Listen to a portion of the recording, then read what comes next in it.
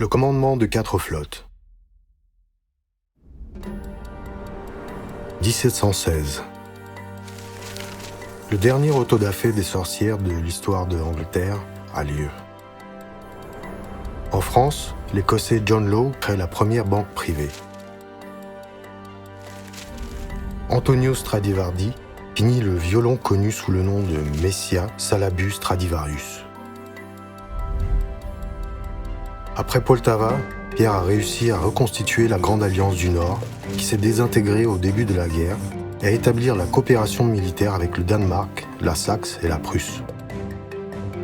Cependant, la flotte suédoise qui régnait encore dans la Baltique est devenue un obstacle grave pour les Alliés. Les Suédois pirataient les eaux neutres et ont paralysé la navigation commerciale dans la Baltique.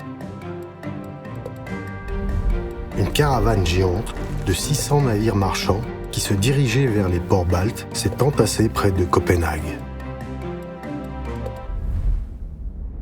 Copenhague. Pierre a 44 ans. Le chef militaire de l'escadre anglo-néerlandaise, l'amiral Norris propose de joindre les efforts des marins du Danemark, de la Russie, de l'Angleterre et des Pays-Bas et de procéder à l'opération de nettoyage de la Baltique. Les amiraux ont unanimement élu Pierre en qualité du chef militaire de la flotte unifiée. Plus précisément, il est le vice-amiral Pierre Mikhailov, tel qu'il figurait dans les documents de l'amirauté. Après avoir effectué une série de manœuvres, Pierre a libéré la mer pour la circulation des navires marchands. Le moment le plus brillant de cette campagne a été la reconnaissance des côtes suédoises par Pierre. Sur le bateau Princesse, sous le feu incessant des canots de côte de la garnison suédoise, Pierre a inspecté les fortifications de la ville de Malmö en recherchant un lieu pour le débarquement. La signification symbolique de cette campagne était inestimable.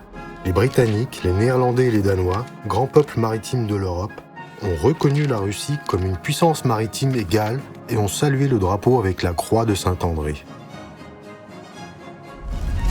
Pierre était fier d'avoir été reconnu comme un véritable commandant de flotte et chef militaire.